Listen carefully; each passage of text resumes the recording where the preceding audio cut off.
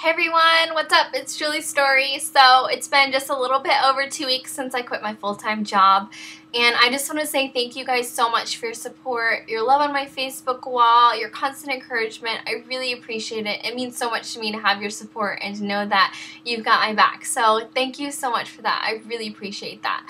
I've gotten some notes about just wondering how it's been since I transitioned into doing photography full-time, and a lot of questions about, what's it like? Can you kind of explain your process on a day-to-day basis? So here you go. These are things that really work for me. I have a very particular situation. It's really unique, so this is just kind of what works for me and what I've learned over the past 2 weeks. So I have my kids part-time, so some weeks I have them 3 days a week and some weeks I have them 4 days a week. And so that means I really have to use my time wisely. One of the things that is really important to me is to be a really good steward of my relationships, and that means that I need to be a really good steward of my children. Being a mom is one of my top priorities, and I really want to make sure that I maintain that and be a peaceful, loving mom. And that means that I have to plan to succeed, because it can feel overwhelming to have 2 kids by myself and also be running a business. But if I plan, then I succeed. So this is the plan that I've come up with. One of the things that I do, first of all, is I keep a running to-do list of what I need to do, and I always have this with me. So if I'm at the park with the kids and I think of something business related, I just jot it down. This is really beneficial for a couple reasons. One, I don't have all these running things in my head, and when I'm with the kids, I can really be present. If something pops in my mind, I can just write it down, forget about it until it's nap time, and really be present with them. The other thing that it really helps is social media can feel really engulfing. As soon as I sit down on the computer, I'm like, want to talk to everyone, I want to read articles, I want to design, and if I don't have a plan, I almost get like sucked into the media world, and this can really chew up my time. So I really have to be intentional when I sit down at the computer to really be intentional about how I'm spending my time. So to-do list for me is a great way to do that. I know a lot of people have iPads, a lot of people use their iPhones. I don't have that, and especially with the kids, like, I just want to grab a pen out of my purse and write it down and, wait until they're napping in order for me to take care of those things. So this really works for me. Something else might work for you, but this works for me. So when I sit down, I go ahead and I go through the checklist as much as I can get done during their nap time. And this is just kind of explaining what I do on the days that I have the kids. So on the days that I don't have the kids, it looks way different. But on the days that I do have the kids, this is what I'm doing during nap time. I use that time really wisely. I'm really intentional about making sure that I'm getting these things on the to-do list done. But I'm also pre-planning for when they go to bed. So I always kind of know what I want to get done that day. There's always expectations in the day that I want to make sure that I definitely get to. So that means that I plan in time for social media. I feel like social media is really important, and I definitely want my business to be an outward expression of love. So I plan time to invest into making sure I'm keeping up with my community, making sure I'm keeping up with my friends, but I plan that time, because Facebook can really suck you in and your time just goes away like that. So I want to make sure that I plan to succeed in that area. Another thing that I also do is I plan time to check my emails.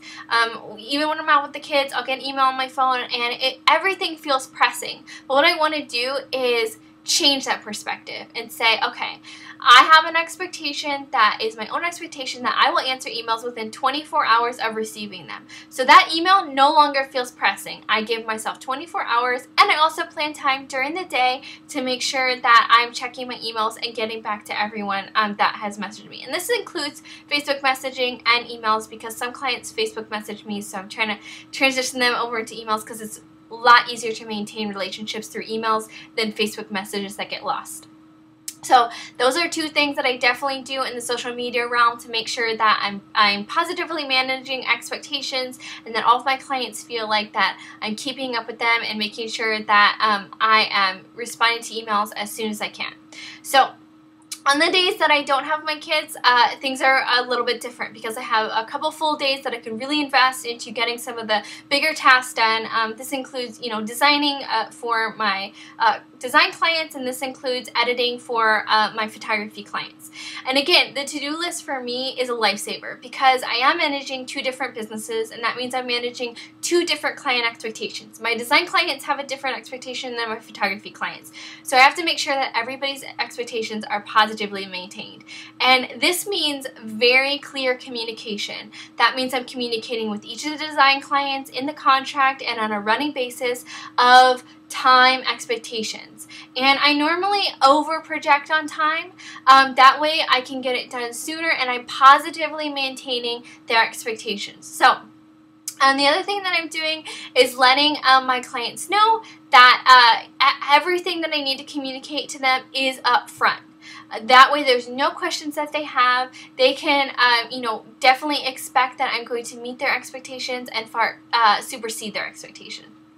So another thing that I do is I am really involved in community, and with the community I also feel like I am educating myself. So in my community I'm learning from other photographers, I'm networking with other photographers, I'm learning from other designers, but on the back end of that I'm also educating myself. So you can see the stack of books in the corner over there. I plan a time every single day to educate myself, and for me it works best right before I go to bed. I read a little bit on a business book, and then I also read in my Bible. So those are things that really work for me, and those happen every single day. Those are top priorities for me, and I make sure that they get done every single day.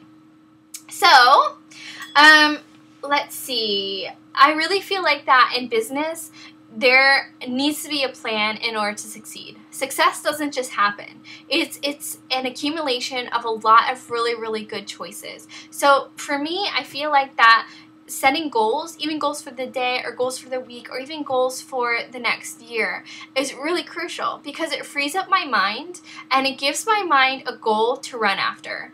And even pinned up on my pinboard right now, one of the things that I wrote down a couple months ago of things that I wanted was freedom. And now that I have it, I feel so blessed, and it's so nice to look at that word and say, I ran after it and I got it. And that means that comes with a huge responsibility. Running a business is not just hoping these will happen. It's making choices. It's planning to succeed. It's putting yourself out there. It's trying new things. It's asking questions and being humble enough to hear answers and being humble enough to hear things that you can change from other people who are succeeding. I think that is really crucial. I think that when pride creeps into our business, it can really damage us. It can really damage our business. So I never want to feel like I've arrived. I always want to feel like that I can always learn from somebody. No matter where they are in their business, I can always learn from them. So I'm looking for ways to learn. I'm looking for ways to educate myself on a constant basis. I realize that there's a huge importance in that. So those are some things that I do that have really worked for me in the past 2 weeks, and it's been really great. So thanks so much for watching this. Definitely hit me up if you have any questions or thoughts, but this has been really fun, so definitely stay tuned in this journey. It's been so exciting. So I love you all. Thank you so much, and I'll talk to you again soon. Mwah!